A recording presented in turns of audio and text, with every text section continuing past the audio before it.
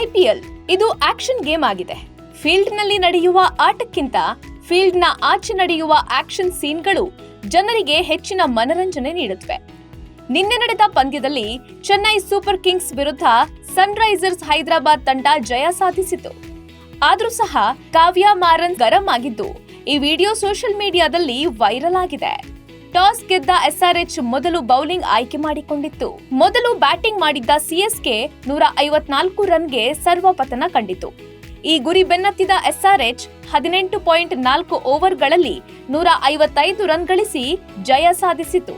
ಆದ್ರೂ ಸಹ ಕಮಿಂದು ಮೆಂಡಿಸ್ ಮೇಲೆ ಕಾವ್ಯ ಮಾರನ್ ಸಿಟ್ಟಾದ ವಿಡಿಯೋ ವೈರಲ್ ಆಗಿದೆ. 16 ಓವರ್ನಲ್ಲಿ ನೂರ್ ಅಹ್ಮದ್ ಎಸೆದ ನೋಬಾಲ್ಗೆ ಮೆಂಡಿಸ್ 1 ರನ್ ಕೂಡ ಗಳಿಸಿಲ್ಲ. ಇತ್ತ ಕಮಿಂದು ಮೆಂಡಿಸ್ ಫ್ರೀ ಹಿಟ್ ಎಸೆತವನ್ನ ತಪ್ಪಿಸಿಕೊಳ್ತಿದ್ದಂತೆ ಸ್ಟೇಡಿಯಂ ಗ್ಯಾಲರಿಯಲ್ಲಿದ್ದ ಸನ್ರೈಸರ್ಸ್ ಹೈದರಾಬಾದ್ ತಂಡದ ಒಡತಿ ಕಾವ್ಯ ಮಾರನ್ ಕೋಪಗೊಂಡಿದ್ರು. ಫ್ರೀ ಹಿಟ್ ಕೊಟ್ರು ಬಾಲ್ ಹೊಡೆಯಲಿಲ್ವಲ್ಲ ಅಂತ ಸಿಟ್ಟಾಗಿದ್ದು ಮೆಂಡಿಸ್ ಕಡೆ ಕೈ ತೋರಿಸ್ತಿರೋದು ಕ್ಯಾಮೆರಾದಲ್ಲಿ ಸೆರೆಯಾಗಿದೆ.